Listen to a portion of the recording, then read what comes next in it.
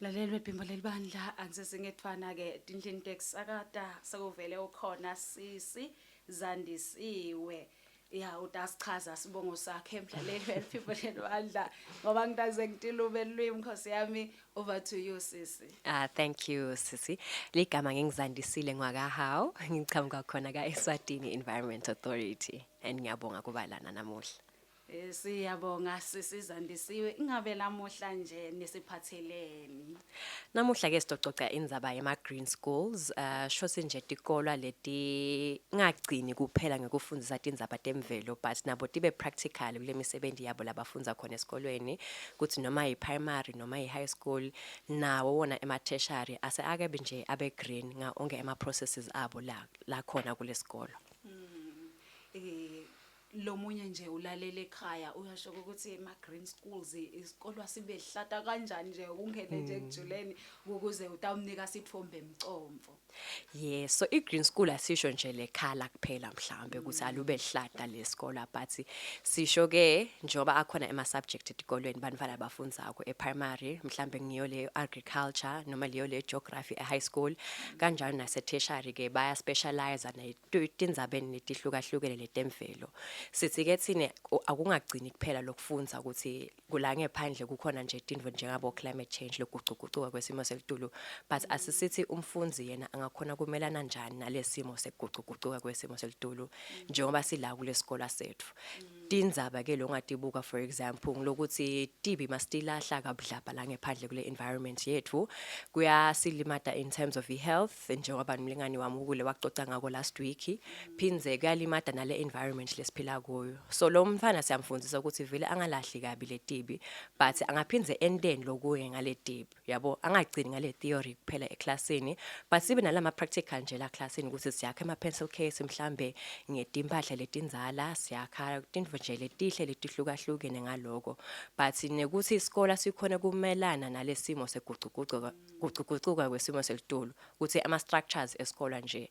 njengoba sathi ukuthi selina kakhulu lutulu noma sekunesomiso kakhulu. Lo kufika kwesomiso ke kusho ukuthi isikole asibe nayo isystem ye-harvester emanti, akube nalo lithange ukuthi lelitulu njengoba silibona lina kulamalanga akube khona lapho lesikhona khona letelwa khona lamandi, khona stokhona kwa saver ukuthi mzukwana kufika leso somiso siyakhona kusebenzisa lawo manti lawo. And lamaye nje ama initiatives lengisho kona ukuthi akungagcini ngalo theory kuphela, but asisikwende nako kube practical,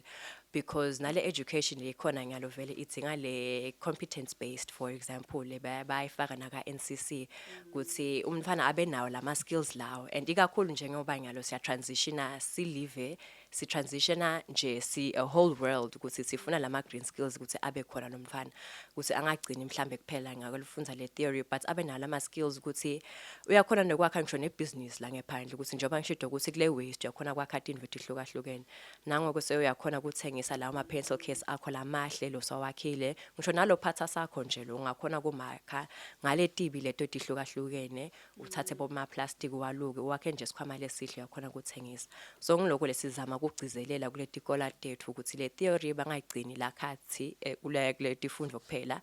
but nale engage futhi nale community la ngephandle. Khona nje a brilliant school lesinayo lesingathi is a good example le green school eMotshane primary school. Labantwana bayayifunza lendvo baphinze bayende bangagcini nala kule sikole, but baphinze bafundise nalo mango ngalama initiatives longawenda. Mase sibuka nje indzaba yehlanyela tihlahla, bayafundzisa labantwana ukuthi isihlahla usihlanyela kanjani, ama seedlings akho uwastorisha kanjani, baphinze labo bantwana labo bayakhona bayekhaya bafundise kugogo ukuthi yati lesihlahla sami ukuthi size sikhule kahle la kule jaridi lethu fanele ngente kanje kanje ngisiphathe kanjani futhi leso kanjalo nale community iya benefita. So ngiloko lesigcizela ukuthi lesikole akube yi-center of yes le excellence, but akube le center of innovation vele leto khona kubenefita kule community kula tintfo tiningi labantu labasha labafundzako nyalo kulamalanga.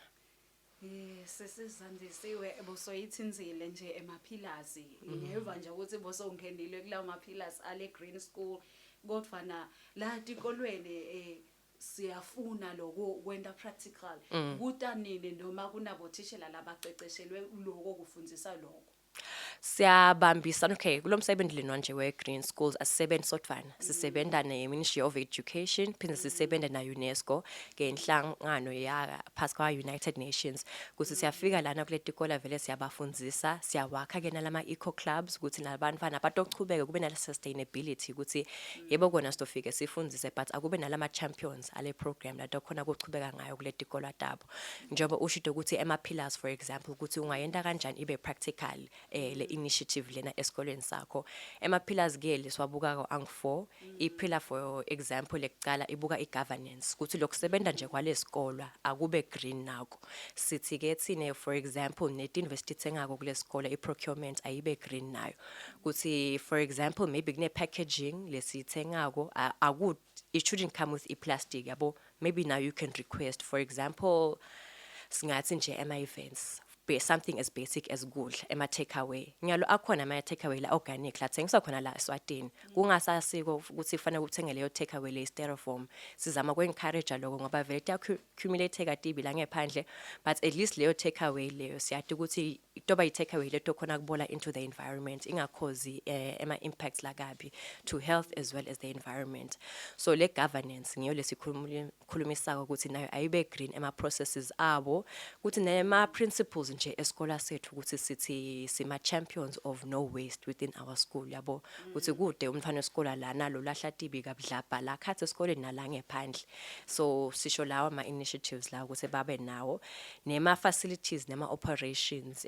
le takhiwo tethu lapha kule tikolo atibe resilient nawo lo tikhona kumisana nale ma-impacts of climate change. Lo munye mlingani wami wake uyafika la nakhulumisa yona indzaba yema-impact assessment ukuthi mawakha structure sakho akube nayo impact assessment ukuthi utobukisisa lesimo, and lokuyine encourage ukuthi lama structures abe resilient ngekuthi abuke ukuthi bangafika le litulu leningi ema-drainage system ethu la kule sikole ayakhona kudraina kahle yini ukuthi kungatofladeka ema-class. And then lokunye siyafundzisa-ke ukuthi nabo teaching and learning njengoba ngishito ukuthi i-theory ingagcini kuphela nje eclassini but kungeneke nakula practical ku-instilleke lama-green skills. And lokunye lebe ngikuthinzile already ngile community engagement ukuthi labafunzi labakufundzako la sikolweni bangagcini na classini but bachube ba-empowerishe nabomzala babo nabo sisi babo ekhaya, because siyati ukuthi vele umntwana the things that they are able to learn esikolweni vele uyabuya ak-implement la khaya. Ngikhumbula nje bhuti wami lomncane wabafundzisa nje coach wabo ebholeni ukuthi nje sinkwa nje ungasasidli nje kabdlapha ekhaya ungasidli kakhulu udle lokho health. So kanjalo umntwana mamfundzisako uyati ukuthi vele utoba nayo le passion ayoku-implementa nasekhaya. So ngilawo ma-pillars lawo ke leswabukako kule ukuthi uzube green school yini vele lo fana ukwende practical. Kuyevakala tsatselethu ngiyeva nje uyayithinta nendzaba yasemakhaya ukuthi singagcini nje ukuthi ayi bathanga into la sikolweni kuphela nala khaya asengente lo msebenzi ukuze lento itawuba lakini. Ngazi ukuthi lapho bongagcizelela nje kakhulu kuleti khathi lesiphila kodwa ukuthi bamflabasha noma bantu nje baseswatini naku lokhu ungakwenda ukuze uphile. Ku very important vele ukuthi le mvelo siphila kwayo sinakekele, because onke lama resources lesikhona ukuthi size sithuthuke sibe le first world country lesifisa kufika kuko kungenca ngale environment lesiphila kuko. So kanjalo bengisho ukuthi lokufunza ko esikolweni ukuthi nawe nje umuntu lomusha uchubeke uthathe kube practical nasekhaya. Kuningi lesikufunza ngisho nase tertiary ke nalama innovations basifundisa ema-classini ukuthi for example harvesting system akudzingi ukuthi kube ngeliphela ukuthi uvele ulibeke lapha ngephandle, or indeed it can be something as simple as ukuthi uvele uhamba uyobeka libhakede la ngephandle utokhona kwenda leyo water harvesting. Ukuthi kungaba encourage ukuthi labantwana besikolo bantu labasha kuyo yonke indvo labayifundzako abayithathe bakhona bayende ukuthi ibe practical batokhona ku-implementa kuto empowerisha nalama communities abo. Sihlale sifundisa ukuthi for example le environment fanele si-preserve for future generations. So mhlawumbe ukhona lo munye umuntu lomusha ukuthi yathi mina hayi akuso ukuthi ngidoba nabo bantwana angifisi nokuba bantwana ngihlale ngithi for example ungafisa yini ube ngilogogo lo sophila emandi onke sesiwangcolisile sekude emandi lahlobile resources ethu sesiwacedzile onke kunako nje impilo lesebhlungu kangaka so nalokuthi nje njengoba silana siyade silifunza ngelive la uNkulunkulu uNkulunkulu nathi usibekile ukuthi asibe responsible for the environment yethu lesiphila kuyo ukuthi siphathe kahle nayo because ngiyo le gift la kasinikete yona uNkulunkulu so kungabagcizelela lokho ukuthi take care of your environment because it will also take care of you kanjalo mase sinyukubeda lemvelo uyayibona ukuthi nayo iba nayo indlela yayo yekufighter back njengale climate change lesibonako nyalo solo ngindlela yemhlaba uzama ukuthi resetha ngalokuthi le thina solo siyayinyukubetela so sizikhona kukhona kuphila sustainably sikhona ukuthuthuka kahle sifisende konke lokho lesifisa kokwenda nale environment asikhona kuyiphatha kahle. Ingabe nje yini lokho ukuthi nibuke la kubamfula basha kakhulu lama green school kwentekani kalapho ngachazela nje umlaleli ukuthi why sibe based nje kumumfulo omusha. It's very important ukuthi naye simcapacitate ngalama green skills atokhona kumelelana nalesimo lesitako. I-climate change vele already seyikhona seyifikile. So ngokumcoko ukuthi lo muntu lomusha lokhona nyalo akabe capacitated ukuthi isomiso masesifika fane ende njani ahlangele ini akhona ukuchubeka kanjani ukuthi azakhona kuphila noma masekufika leto dikhukhula leto fane akhe ama structures kanjani akatokhona kuba resilient atokhona ukuchubeka aphile ngoba asifuni ukuthi abantu abasha baphile kakhulu in a world whereby they won't be able to adapt to it. So vele labantu labasha siyafuna ukuthi sibambisane naso sisebenze nabo because ngibo sihlale basho abantu ukuthi they are the future the leaders of tomorrow kanti indeed they are the leaders of now ukuthi yonke le info lesiyendako sitobashiyela kona lokho lesithi siyakwenda ngalo so ngokumcoko ukuthi siba capacitate babe nayo lama skills lelo batokhona kumelelana nato tonke letimo lemhlambe letivelako labatodikhanza in the future. Kuyevakala Tsatewethu lana ngabe la ukuhambeni kwesikhathi ngiyade ukuthi kudzinga ukuthi nathi nje sibe flexible sikhone lokuparticipate sibambe fast ngabe lapho ungaqinisa kanganani because lo muntu asho ukuthi ayi kuma skills mina noma kwenta nje something angaphiwa mina nje nginike ukuthi ngifunze nje kuphela lo practical nje angikukhoni lapho ungasho nje ungagcizela ngakha nje sithombe emcondo ukuthi okay lana senifundzisa kanjena kuze ukhone kusasa kutendela uphume kulomcondo ukuthi mina ngikhona kwenta lokho kuphela. Yes, kulesikhathi nje lesiphila kuko kumcwa ukuthi ungadilimit kwana nawe nje uthi udicabanga ukuthi you can only do this. Umuntu a human being is very resilient, is very brilliant ngalokuthi noma yini ongalethela lo umuntu lo angakhona kuyenda makadimisele. Kuparticipate ke kungaba lokuningi lokuhlukahlukene lo ngasida ukuthi le environment yethu sikhona kuyiphatha kahle.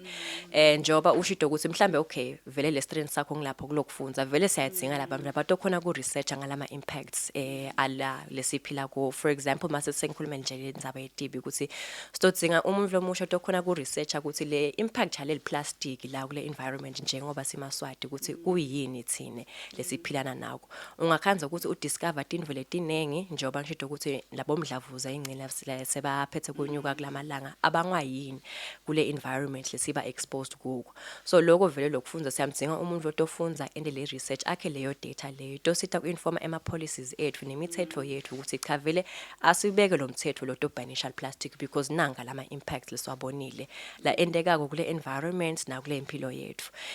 mhlambe bese ke ungathi ke wena skills sakho asiko lapha mhlambe ekufundzeni siyadzinga ke vele lama skills njoba ngisho ukuthi nalophatha sakho nawo asisadzinga ukuthi siye ngeshare sothenga leto dikhwama singaba nawo lawo local producers and in fact siyakufuna lokho because the more local the production is it's even more sustainable to the environment then kuthi ngabe kusuka indiza lekhashane ilayishe tinvo isebenzisa bo petrol labonengi naloko kuyakubeda imvelo so mase sikhona ukuthenga locally lama products lawo labantu labasha labawakhako kuyasisida kakhulu kunengi vele abantu labasha labakwendako ngalama skills abo ukuthi for example abanye bayawakha ema eco bricks la yendiwe nema plastic noma lendiwe nalamanye ama products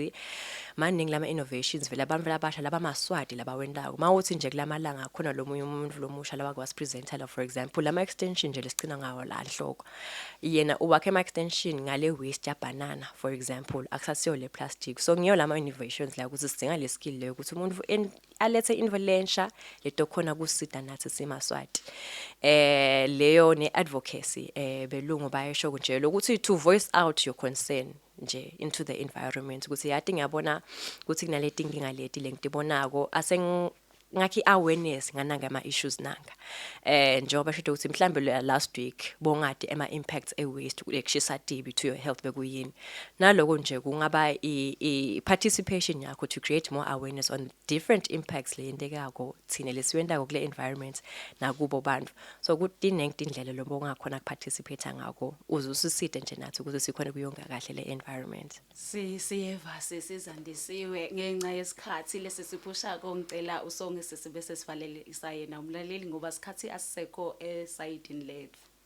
Siyabonga kumlaleli kusolo kusilalela kusosonke lesikhathi lesi but kungabagcizelela ukuthi bangachubeka bas engage nathi kuba social media pages ethu batika abantu ukuthi vele Green School yini nga participate kanjani angakhona nekubona ukuthi lama model alamanye